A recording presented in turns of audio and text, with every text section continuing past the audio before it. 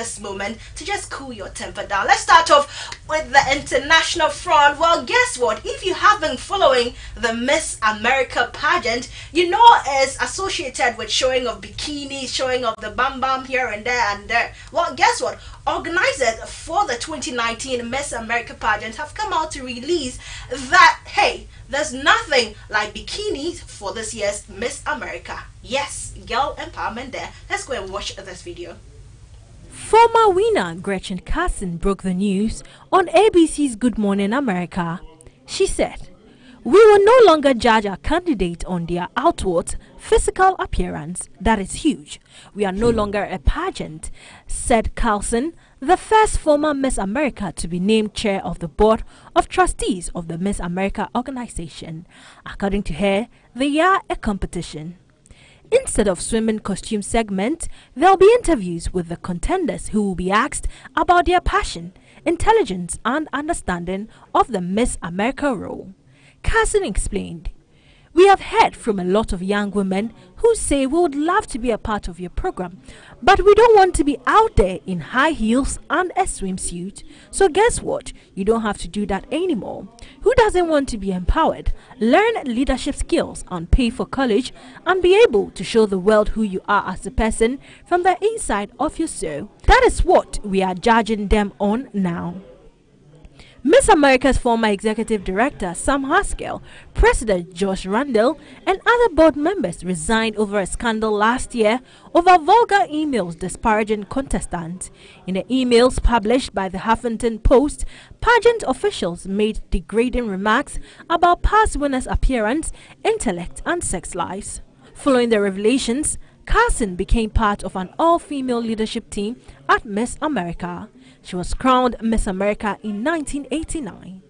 The 2019 Miss America competition airs live on ABC on 9th September.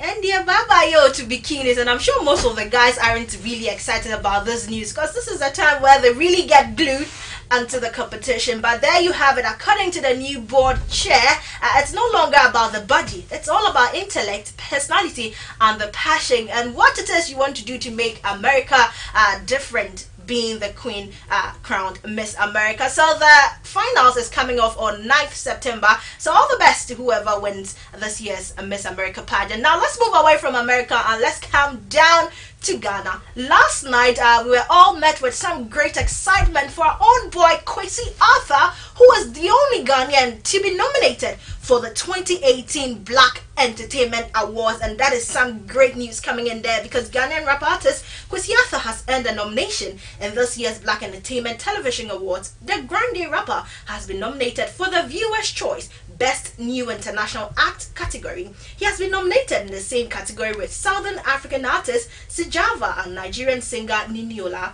Not long ago, the award scheme released nominations for the major categories and no Ghanaian act was nominated in the International Act category.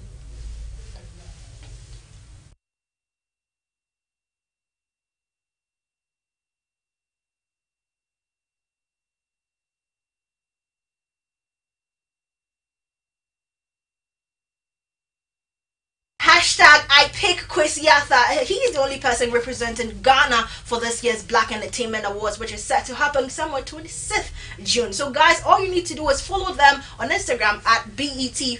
Follow them in their bio. There's a link. You follow through and vote for our boy to bring it back home to Ghana. He definitely deserves it because he's got an army of followers following him. It's hashtag I pick Kwesi Arthur. Now finally, in entertainment news, still focusing in Ghana, there are not many recording studios in the country, especially in the northern part of the nation. And guess what these people are doing? That suburb has partnered with Wiyala and Grammy Award nominee Rocky Dawuni to build an ultra-modern studio in the northern region. It's part of the project coming out. We can't give you all the details, but we have Wiyala, we have hopefully Rocky Dawuni. He's like 70% confirmed. we just have challenges with recording, and people don't understand why Dark Server don't play a lot of time. Sometimes the event promoters don't have the equipment we need, because rock is very intense, it's a lot of hard work. So we're trying to solve the problems that we're facing. And one of the agenda with we and Ala and other artists is to build the biggest studio in Africa, or hopefully the world. So it's a daring agenda, but we're on. In November, in the northern region? In the northern region. Why the northern region? It's dark suburb. Dark suburb is the suburbs that have been ignored. We're based in Agbabulushi. That's the slam. That's where we stay. So it's dark suburb. So where Agbabulushi people are, that's where we are, and that's the culture. Okay. So when are you looking forward to complete this ultra modern studio?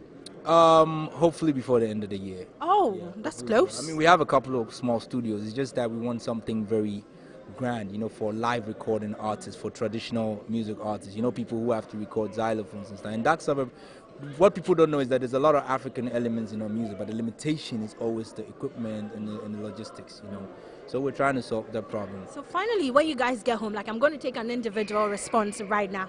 When you guys get home, do you take off the mask? Oh. You don't take off the mask? No. Wait. Is that on our face? The mask, like this thing. Which the thing is his face. He's offended. I'm sorry. He's blushing. I am sorry. So you don't take it off at all? No, not. You bath with it, you do everything with it? Yep. From here, we are going to the graveyard. So this is your face? When we're going to the cemetery, so we're going to see. I'm done with you guys now. That was my one-on-one interview with the Ghanaian rock band Dark Sabbath, revealing that we should expect an ultra-modern studio from them, Wiyala and Rocky Darwini, by the close of the year 2018. Thumbs up to them for helping the music industry get to where it deserves to be. That's all for entertainment news this morning. Make sure you join the entertainment desk right from 9 a.m. till about 12 noon for more entertainment update. It's now time for us to serve onto social media. Oh boy, I cannot wait to read what you have for us. It's time for Morning Trends.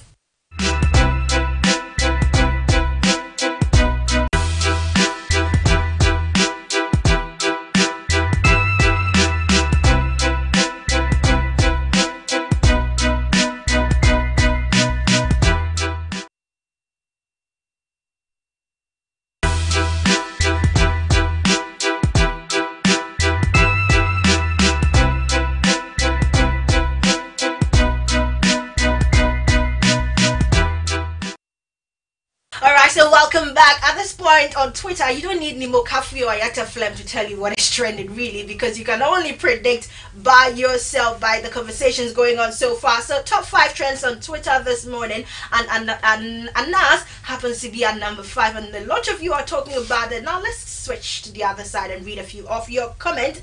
And this is a tweet coming in from popular journalist Kojo Nyaxin, and he tweets, lots of media partners for Anas's number 12 premiere today, including Kennedy Japan's Oman FM, and he tweeted a picture of a backdrop of media partners joining Anas's expose today, and he has highlighted Oman FM and Kennedy Japan's Oman FM being a part of the media sponsors. Isn't it a bit interesting to note there? Let's read a couple of your tweets still. DKB has tweeted a video where he's holding 2 tickets of the number 12 expose, and he captioned that this is for Anas and nobody else. Priest.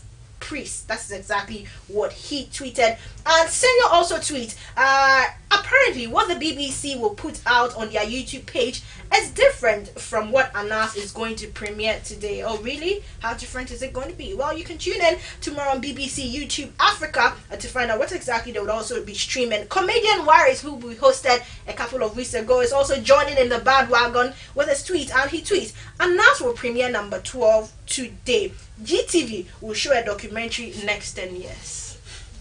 That was mean. And then Be You by Bellamundi tweet, will you be watching the Anas expose today? That's a question Bellamundi is asking you. A lot of tweets. Stats GH also tweets, Kennedy Japan is coincidentally not in the country for Anas's number 12. A coincidence in probability, maybe synchronicity, that being the experience of events that are casually unrelated, and yet their occurrence together has meaning for the person who observes them.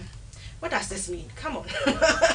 What does this mean? And Rabbi also tweets, the video is 2 hours, but the entire filming is about 10 hours. Usually, that tap is given to prosecutors when trial begins. The impression that Anas's deliberately removes some people from it is rubbish. It's usual editorial practice in filmmaking. That's a tweet coming in from Rabbi. Well, let's move away from the Anas trend, which is at number 5, and move on to hashtag I pick Kwesiata, which happens to be at number 2 on Twitter. And we all know our very own boy Kwesiata. Yes, he has been nominated for the Viewer's Choice for this year's BET Awards, and a lot of you are rallying support for him. What else can you do? Really, he's the only Ghanaian. He's the only Ghanaian who has been nominated, so we just have to rally support for him. Mensa Music tweets, because hashtag I pick Kwesiata 2018, and he ends with an emoji of a muscle to show that yes, he's got Kwesiata. And Manifest also tweets a picture of the official logo and says hashtag I pick Kwesiata, you should too, at Kwesiata. And Stoneboy also tweets, element of surprise, get there, spoil there, hashtag best new international act 2018, hashtag I pick Kwesiata. Super excited for the young Gina, the collab soon drop. So most of the top guns in the industry are rallying support for Kwesiata. Remember, Stoneboy is not new to the BET Awards, and he didn't make it, neither the Saka did any of our act make it this year, but they are all supporting Kwesiata, and we are all excited about it. So here's what you can also do. Go on to BET on their Instagram page, go to their link in their bio, follow the prompt, and vote for our guy Kwesiata to bring it home. It's all about social media, right? Let's do it for Ghana this time around. That's all for morning trends. And number 1 is number 12. And a lot of you are talking about the number 12 trend, or the number 12 expose that is yet to be aired. That is making waves on Twitter this morning. That's all for morning trends. And I've got Anas Ampofu. Isn't this surprising? Anas on social media. Ifwa Anas. You are Anas. Oh God, I'm running. That's okay. This is Anas. Someone just called me Anias. And I loved it. Oh. So yeah, I'm struggling to figure out which of these two numbers is most popular. Is it 12 or 6? See, I asked him. I don't know, it's a tie. Okay, so well, people wanted to know who Anas really is, and so yeah, I am Anas. Yeah. Oh my goodness. Could it be me? Aquano Blue. But hey, we ain't Anas. We just had to join in the fun and the excitement for today. It's just for you guys, really, just for you. Right, so I think that we still have our fingers crossed, because the time is not yet up, and we're still waiting until the die is finally cast for us to all troop to the International Conference Center to go and see what this gentleman has for us, and we can't wait to see what has been captured. All right, guys, many thanks for joining us on today's edition. We are back again with the aftermath of the expose. Very big thank you to our great production team for making this a reality. I'm Pamela Boateng, and this has been the first show. I am Annie Efwampo. We're back tomorrow. We like to sign out the gringo style.